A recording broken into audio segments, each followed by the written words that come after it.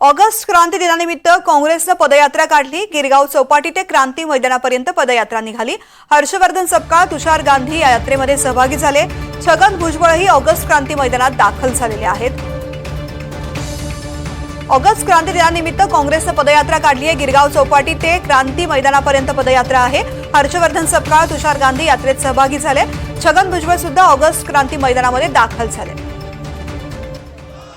जुई जाधव या संदर्भातली माहिती देते आहे। जुई, अगदीच आपण पाहतोय तृप्ती की आज क्रांती दिन आहे आणि क्रांती दिनानिमित्त ऑगस्ट क्रांती मैदान इथे आधी काँग्रेसतर्फे पदयात्रेचं आयोजन करण्यात आलं होतं। आपण पाहतोय की काँग्रेसचे प्रदेशाध्यक्ष हर्षवर्धन सपकाळ यामध्ये सहभागी आहेत।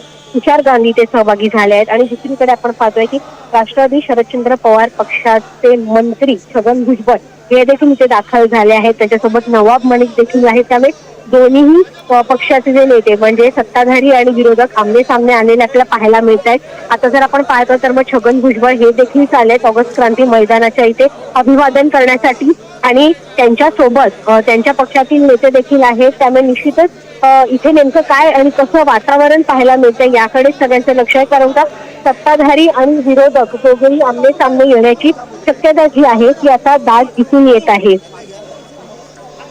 निश्चित जुई, धन्यवाद संपूर्ण माहिती करता।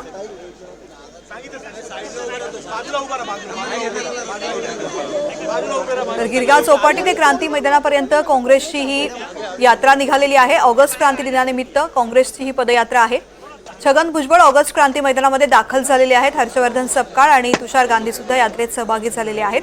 ती थेट दृश्य आता आपण या क्रांती दिनाच्या यात्रेची पाहतोय।